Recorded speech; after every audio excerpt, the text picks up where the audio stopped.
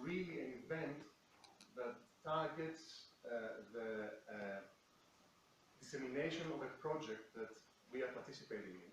So I will be talking about this project that I think you will find very interesting, and perhaps some of you already know about this project and perhaps have already signed up to participate in it. I'll tell you more about this. But the second reason for this event is to, apart from the dissemination of the project, is to offer a workshop and an introduction to what we call classroom-based assessment literacy, which is an area that we found is very much lacking in teachers, Greek EFL teachers' competence, and this is what the project really targets. We want to train teachers of English working in Greek state schools, and not only, but we start with Greek teachers in state schools, about issues that have to do with assessment, okay, and testing. So more about this as we go on. Let me start with our project, which, as Professor Tsantila said, is a European Erasmus-funded project. This is the title of the project: Teachers' Assessment Literacy Enhancement. It targets what is known in the field as language testing and assessment, LTA, and the various challenges that exist for at least 15 years in this area. And the challenges spring from policy documents like the Common European Framework, CEF, but extend beyond it, of course. In the projects, in our project, teachers are expected to do various things: learn about assessment, learn about testing, and in the second half of this morning's event, I will be talking more about an example of how testing can negatively impact teaching and learning. So it's important for teachers to know how to make the best of tests for their own classes, rather than just teach to the test and just prepare learners for the test.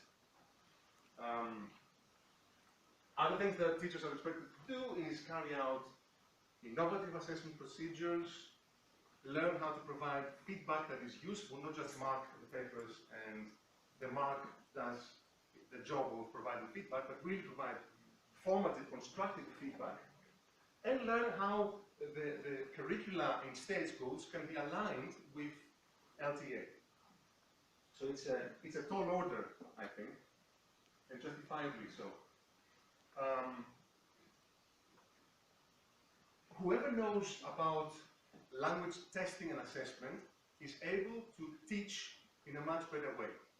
Because if you look at all the course books, and I'll be talking more about this in my workshop, course books are heavily influenced by testing, okay? And we need to know how to bypass this and really make course books work for learning.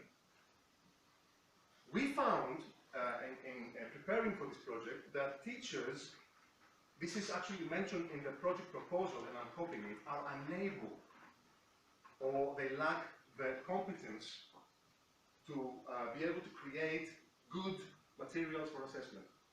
We usually tend to take what's given to us, and what's given to us is usually provided by the large high-stakes examination institutions, and this is okay if you are preparing your learners for the test, but is it okay if you want to teach the language, especially to younger learners? That's what we call by assessment literacy, the need to inform teachers about assessment. And we aim to provide efficient, relevant, scalable, and sustainable training infrastructures for English language teachers. The first stage of the project is just finishing now. The project began in September 2012, and we finished the first part, which is the needs analysis. We asked many teachers all over Greece to give us, and learners, via an online questionnaire, to provide their thoughts about testing, assessment, teaching, and the relationship between all these.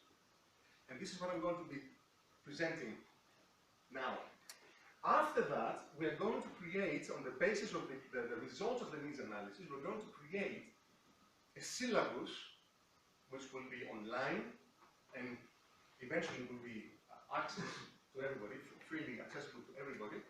We will build a syllabus with information, articles, chapters, materials, and activities for every teacher who wants to become knowledgeable about using assessment for their classroom.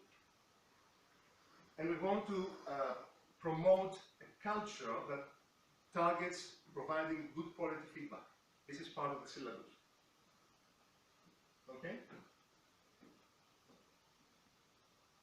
Natasha mentioned the project partners. Cyprus is the coordinator. We are responsible at the Hellenic University for the training component and the distance learning component. Also, we have Germany, Hungary, and the UK. So, let's go now to the questionnaire results. I'll give this very brief overview, which I think highlights some of the essential problems that we all face in schools, as far as EFL is concerned. We asked 68 teachers, the number is slightly higher after, I think, this was passed last week, and about 300 learners, more or less similar questions that we want to compare what teachers believe and what learners believe. You see the profile of the teachers, mostly female, mid-30s, average of 10 years experience, teaching experience, which is very good. It's representative of state school teachers. Most of them BA holders, some MA holders, all state school, and 53% had no training in language testing and assessment. Okay? The years of learning English for the learners, most of them are in primary schools, is, as you can see, more or less predictable. Okay? In Greece, as we all know, learners begin learning English formally very early on.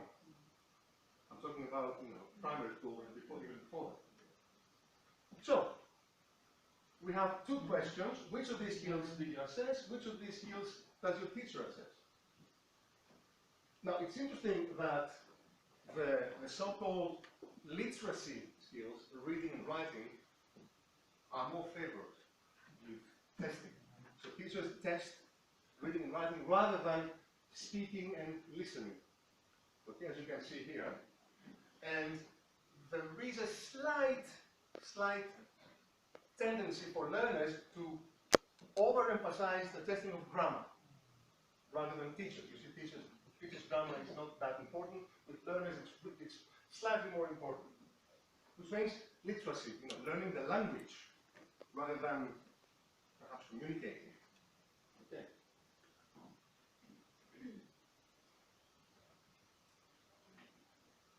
What feedback? As far as feedback is concerned, there is a disagreement between teachers and learners on formative feedback.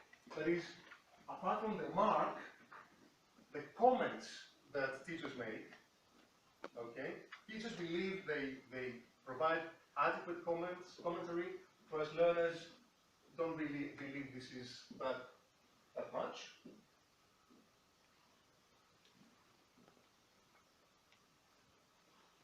As far as the assessment methods are concerned, predictably, tests with closed answers dominate. And this is testing, okay? High stakes exams testing.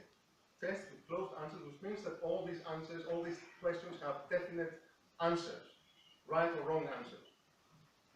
This is what we call the dominance of testing over teaching, what we call washback, negative washback on learning. Classroom-based or alternative assessment features rather low. You see all the portfolios, peer assessment, self-assessment. This is not that central with both teachers and learners.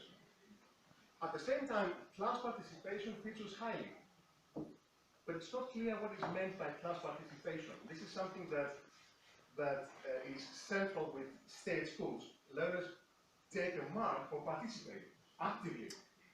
Okay? It doesn't mean that they learn, but they participate. It's part of the job of being a good learner in Greek state schools.